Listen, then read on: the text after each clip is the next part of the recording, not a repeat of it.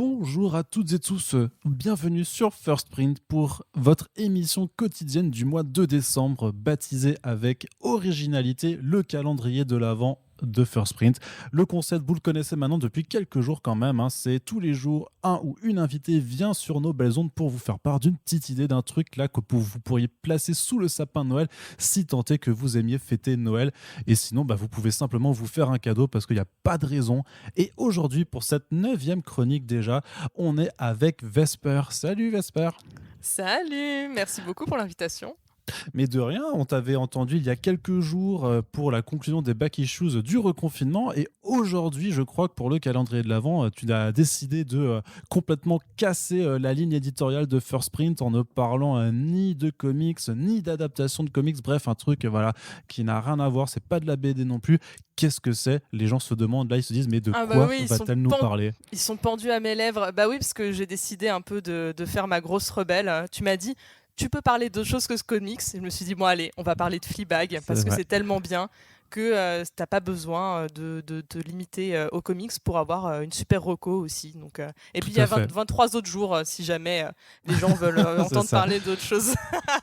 Mais je te rassure, Donc tu n'es voilà. pas la seule à casser la ligne éditoriale de Oh là First là, Print dans ouf, ce cadre-là. tu me Voilà. rassures. Bon, ça va. Alors, je vais pas trop me faire taper sur les doigts. Non, du tout. On ne tape sur personne ici, de toute Ah façon. bah, tant mieux, c'est bien, vous êtes pacifiste, ça me rassure. Eh bien écoutez, je vais vous parler donc de Fleabag, donc, qui est une série en 2 saisons de Phoebe Waller-Bridge, qui est également l'autrice et qui incarne le rôle principal, donc Fleabag, de la série. C'est une série anglaise, c'est pour ça que c'est très bien, et qui a été créée, donc du coup la première saison a été diffusée en 2016, et la deuxième saison a été diffusée à cheval sur 2 années parce que notre brave Phoebe a eu le temps de faire encore une autre série télé et d'autres projets entre les 2 saisons parce que du coup c'est une grosse travailleuse.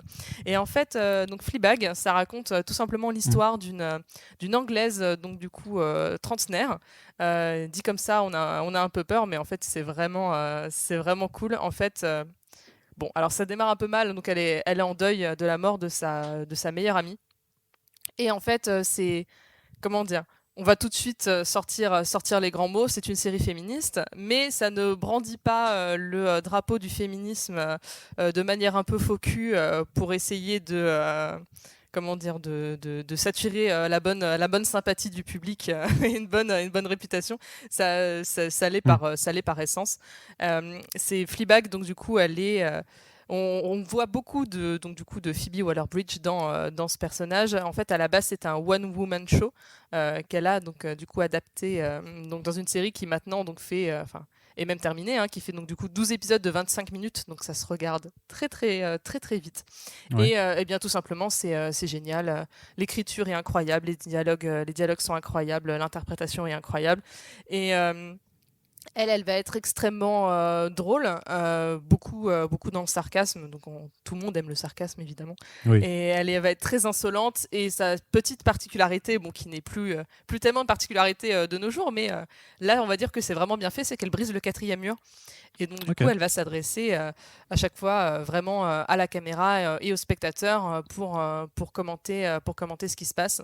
Mais on va dire d'une manière un peu plus fine que ce qu'on pourrait avoir l'habitude de voir.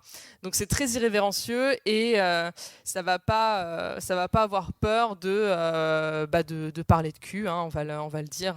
C'est éviter quand même enfin, c'est pas pour les enfants non plus. Bon, après, il y a Ouais. absolument rien d'explicite, mais évidemment, ça parle un peu de sexe. Donc voilà, à savoir si jamais vous voulez le regarder dans le salon à Noël, C'est pas le attendez truc que les enfants. familial forcément, Ouais, tout public. exactement. Attendez que les enfants fassent la sieste. De toute façon, les thématiques qui sont abordées sont vraiment des thématiques de trentenaires, donc, et encore plus du coup de femmes trentenaires. Donc, faut vraiment faut l'avoir en tête avant de le lancer. C'est vraiment brillant. Cette Phoebe Waller-Bridge est tellement brillante. Donc du coup, elle a fait aussi une série qui s'appelle Killing Eve, qui a eu Ah, ok. énormément de succès. D'accord. Et donc du coup, on a pu l'entendre un peu pour le côté trivia. C'était elle qui faisait L3, enfin bon L337, on va le dire en français. Hein, donc dans Solo, donc qui était le robot de Lando Calrissian, enfin la robot plutôt, qui réclamait un peu, et bien justement l'indépendance des robots dans le film, qui était vraiment l'excellente idée du film avec Danny Glover en Lando Calrissian. Donc du coup c'était vraiment chouette, et donc elle va être la future co-scénariste du nouveau James Bond. Enfin on dit nouveau, ça fait 1 an qu'on l'attend, mais il va arriver un jour. En tout cas c'est Daniel Craig, exactement, du prochain. Et en tout cas c'est Daniel Craig qui est vraiment venu la chercher pour coécrire dessus. Donc c'est dire à quel point elle est on va dire en vue en ce moment. Donc c'est quand même vraiment une série chouette. qui m'a l'air. Enfin, tu l'as dit, elle se regarde rapidement, c'est pas si long que ça. En termes de rythme, Exactement. ça va pas trop vite alors? Comment c'est Non, c'est vraiment chouette. Les deux saisons, donc du coup, comme j'ai dit, ont été tournées en plus vraiment indépendamment l'une de l'autre. Enfin, la 2 fait quand même la suite de l'histoire de la 1, mais ça, chacune, on va dire, a son arc. Et ça se regarde assez vite. Dans la saison 2, je ne veux vraiment pas trop en dire parce que c'est vraiment extraordinaire, mais donc du coup il y a Andrew Scott, donc on avait l'habitude qu'on a découvert plutôt en Moriarty dans Sherlock, donc à l'époque Ah aussi oui. grande série Ouais. de la BBC. Benedict Cumberbatch, si tu m'écoutes, je suis célibataire. Et Il nous ah, écoute il en nous écoute, plus. bah Hein. oui, c'est un gros fan. Il me l'a dit, donc. Bah voilà, bah ça va alors. Mais donc voilà, c'est vraiment c'est tout ce qu'on a envie de voir en 2020. C'est vraiment pour ceux qui l'auraient pas déjà vu. Moi, j'ai rattrapé le train en marche. Il m'a fallu un premier confinement pour que je m'y mette, et j'ai effectivement tout dévoré. C'est brillant.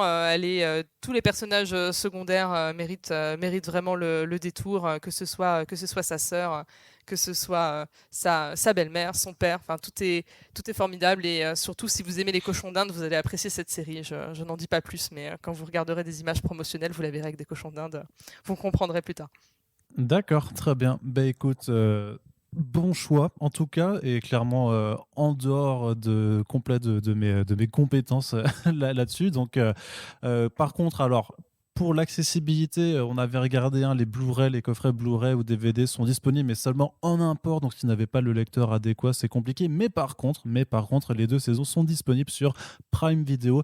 Alors, on ne peut pas se permettre de dire abonnez-vous à Prime Video non Bah plus, non, puisque non, non. Amazon, c'est le grand capital, c'est mal, c'est mal. Exactement. Mais peut-être que vous pouvez juste offrir un abonnement, ou alors vous faire un essai gratuit. Je ne sais pas. En tout cas, voilà, il y a différentes solutions qui vous Oui, permettent de voilà, on peut, découvrir on peut regarder la la série. série sans soutenir Amazon.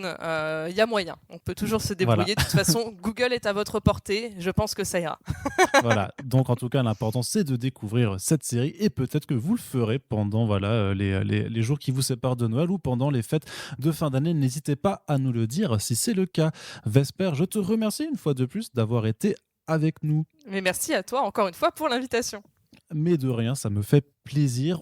N'oubliez pas que vous pouvez partager ce podcast, bien entendu, pour partager les recommandations de Vesper. Vous pouvez aussi juste le partager pour nous faire plaisir chez First Print, parce que voilà, c'est l'ambiance de Noël, tout ça, c'est chouette. Et le partage, c'est un peu ce que nous avait enseigné Jésus, il fut un temps, voyez-vous.